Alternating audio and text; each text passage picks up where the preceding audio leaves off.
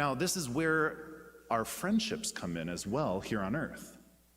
And people will, many people in our lives will claim to have some type of friendship, but ultimately, do we have friends who are committed to us, who are committed to what is best for us?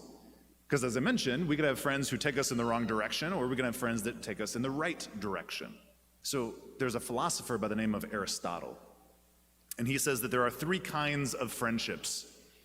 There's friends of utility, friends of pleasure, and then there are virtuous friendships. And he taught that useful friendships, or friendships of utility, are based on some benefit or advantage that we get from them. So this could be business partners, for example, or it could be group projects in class. It could be the dude with the pickup truck who helps you to move, right? There's something useful about those people, and that's why they're in your life. That second type, so a friendship of pleasure, is based primarily on the fun times that you share together, right? So you might live near each other, you might play on the same sports team, you might be in the same club, perhaps you like the same music, or maybe you go to the same parties.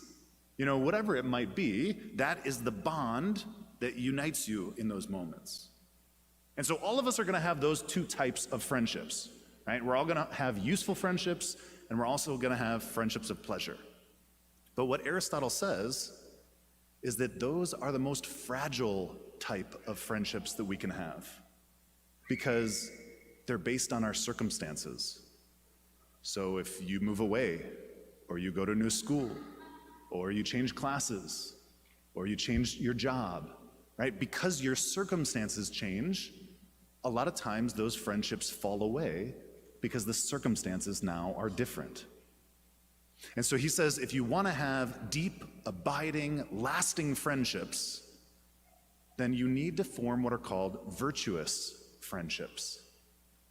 And virtuous friendships are basically the fact that it's not because of circumstance, it's not just because you like the same things, but it's because you have somebody in your life who wants you to achieve greatness, right? They're striving to help you grow in virtue, and you're helping them to grow in virtue, right? So the common thread there is usually something higher and greater than yourself. And so that bond then is deeper. And so it's in those relationships that, especially for Christian virtuous friendships, right? It's based on helping one another grow in virtue and to live like Christ, right? Where there's sacrifice, you pour yourself out, you're willing to help one another, to sharpen one another, right? Proverbs says, as iron sharpens iron, one person sharpens another.